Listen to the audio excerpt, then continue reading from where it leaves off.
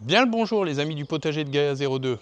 On se retrouve aujourd'hui après une longue absence de ma part, car des événements ont fait que je n'ai pas pu partager avec vous la passion du jardin. Et comme tout était stoppé, enfin pas le développement des mauvaises herbes, parce que maintenant il va falloir tout rattraper, et bien de ce fait-là, j'allais pas partager ou faire du blabla pour ne rien dire et pour dire de faire passer le temps.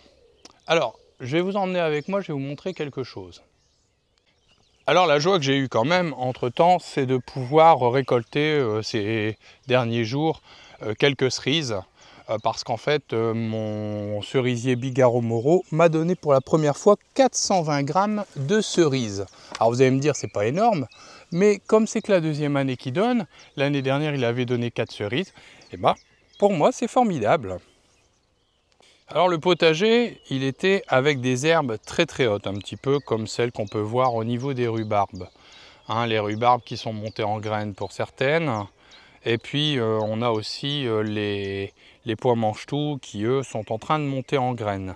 Bon, après c'est comme ça, des fois la vie fait que malheureusement les choses font que tout ne se passe pas comme on le souhaitait.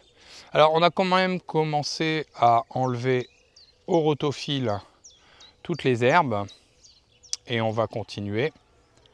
On a d'autres projets puisqu'on a des projets d'implantation dans un an de canards coureurs indiens pour limiter les gastéropodes. Donc on a du boulot.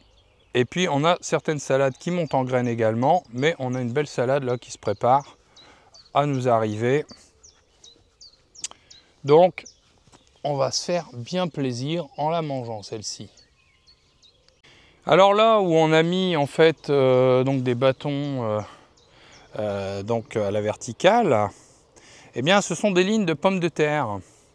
Et puis en fait ce que je me suis rendu compte, si vous regardez bien, c'est, vous voyez, on a une galerie qui se fait. Et cette galerie, faut pas chercher, cette galerie qui va jusqu'au loin, ce sont des campagnols. Donc on risque fortement de se voir nos pommes de terre Charlotte se les faire manger. Et donc c'est véritablement une plaie que ces campagnols, qu'on appelle aussi les 4 dents. Alors là où je suis assez content, c'est que les tomates, c'est en train de bien prendre. C'est en train de bien prendre, les pieds sont en train de grandir. Les premières tomates, elles commencent à apparaître. Non, là franchement, on peut être content. On va s'approcher un petit peu pour regarder de plus près. Mais alors, on a mis des cartons sur l'arrière pour limiter le développement des adventices. Comme ça, au moins, ça fait moins de boulot. Pour l'esthétique et puis pour garder l'humidité, ce qu'on va faire, c'est qu'on va mettre également du paillage. Et puis, on arrose, on arrose, on arrose. Alors, regardez bien, on commence à avoir les premiers bouquets de tomates. À côté, on a également 3 pieds de concombre où on voit par les fleurs jaunes que ce sera, on voit déjà les premiers concombres qui apparaissent. Alors on voit ça, il suffit d'écarter un petit peu et puis on voit les premiers concombres qui apparaissent. Là également sur le pied d'à côté, c'est pour cette raison que je n'en ai mis que 3 pieds cette année, parce qu'avec 6 pieds l'année dernière, on s'était tapé 185 concombres, ce qui était quand même assez gigantissime. Et donc là, on a encore des fleurs. Alors, il est évident, moi ce que j'ai fait, c'est que j'ai mis une bouteille de 5 litres d'eau dont j'ai coupé le postérieur et que j'ai enterré et j'arrose directement là-dedans et ça marche du tonnerre. Donc là, en fait, ce que j'ai fait, c'est que j'ai mis un câble au sol et j'ai une ficelle avec ce qu'on appelle un roller à tomates tout en haut. Et en fait, ça me sert donc à pouvoir, avec quelque chose qui bloque, tirer mon fil jusqu'au ras du sol. Et après, avec des petites collerettes que je vais vous montrer, regardez, il y a encore, là il y a des pieds de tomates. Et donc, il y a des petites tomates qui se développent. Et par contre, vous voyez, quand je vois des choses comme ça, hein, et ben ça, faut l'enlever. Hein. Alors, c'est peut-être parce que la tige est au contact du câble, mais bon, par précaution. Au fur et à mesure, faut passer, puis on voit d'autres fleurs à tomates.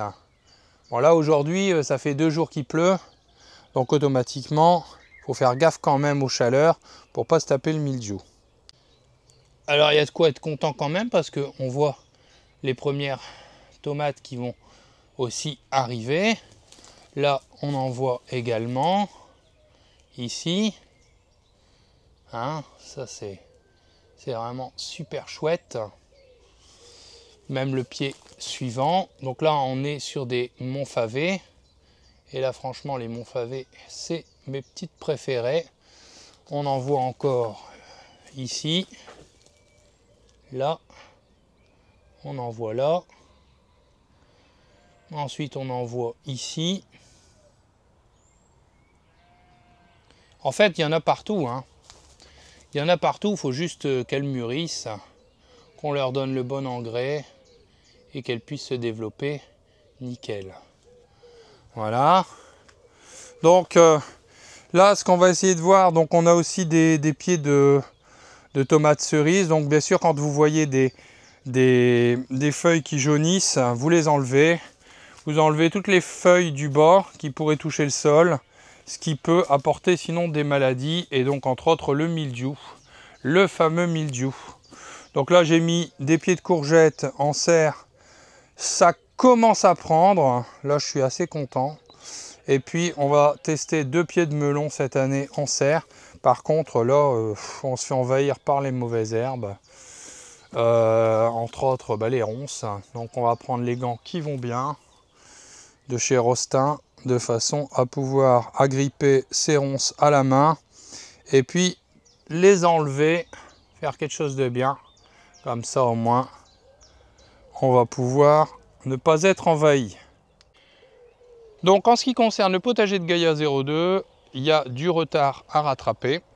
Il y a surtout à vérifier pour ce qui est des pommes de terre que ce petit rongeur qui est en train de nous faire une belle petite galerie, c'est qu'il ne nous mange pas l'intégralité de nos pommes de terre. Donc, il faut d'abord déjà que les premiers germes sortent pour que je puisse localiser, l'arranger, parce que des fois, quand on est jardinier, on ne s'amuse pas forcément, enfin, il y en a certains, oui, hein, mais en ce qui me concerne, non, à tout faire au cordeau. Et donc, de ce fait-là, si le chemin il est un peu de biais, automatiquement, on va foutre nous-mêmes en butant nos patates, nos plants en l'air. Donc, c'est pas le but. Aujourd'hui, on va également libérer l'ancienne bâche qui nous sert également pour les pieds de pastèque. Comme j'ai pris du retard, on va quand même tenter le coup. On va également planter les plants de pastèque et on va réhabiliter l'intégralité du potager de Gaïa de façon à pouvoir vous présenter des choses. Mais j'ai quelque chose à vous présenter ces jours-ci, ça devrait vous plaire. Et vous allez voir, ça facilite la vie, c'est une innovation. Et franchement, on en parle beaucoup déjà ailleurs, mais vous allez voir, pour moi c'est plus simple, ça me fait gagner du temps et ça va me permettre également de réhabiliter le potager de Gaïa et de vous montrer des choses que l'on a en vue.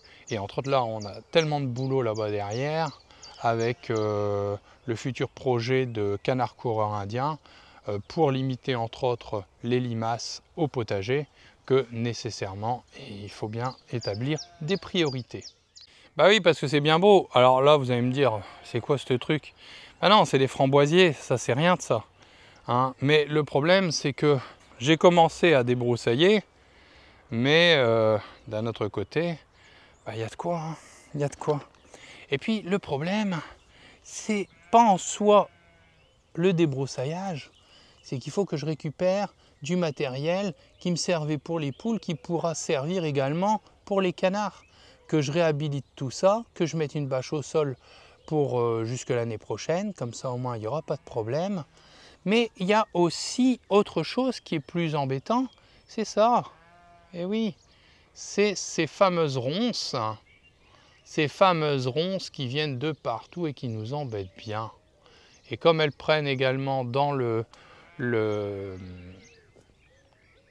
filet qui protège des prédateurs, automatiquement ce qu'on va faire, on va réhabiliter tout ça parce que si vous regardez bien, je vais vous montrer ça, sur le milieu, ce que j'ai fait, c'est que j'ai mis un renfort pour surélever le filet, mais ce qu'on fera également, c'est qu'on va mettre une zone ombragée de manière à ce que les canards puissent s'y reposer.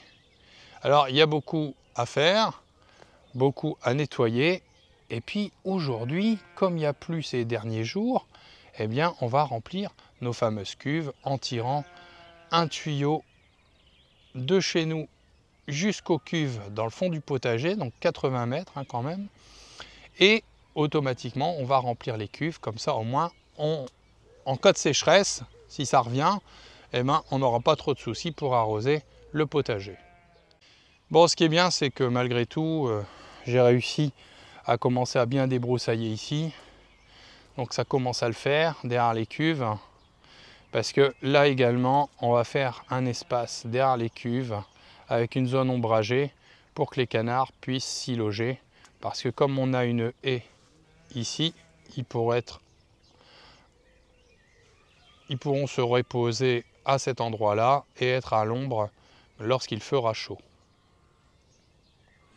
Et par contre, du côté gauche, et ben là c'est tout différent. On va continuer à débroussailler tout ça de manière à retrouver un chemin jusqu'à la cabane, parce qu'en fait la cabane qui était la cabane des poules, eh bien il y a deux entrées. Il y a l'entrée pour les poules qui sera l'entrée pour les canards, et puis il y a l'entrée pour moi pour aller nettoyer, parce que il faut nettoyer quand même. Alors les haies c'est bien, mais vous avez aussi des ronces dans les haies, il y en a de partout.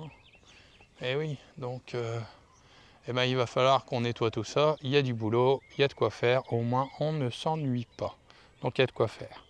Et puis là, on a décidé de réhabiliter une ancienne baignoire qu'on a bouché le trou d'évacuation pour en faire également une sorte de bassine enterrée qui servira pour nos chères volailles, puisque ça fait partie des volailles, les canards, et donc qui sera dans l'espace enclos des canards de manière à leur permettre de pouvoir patauger.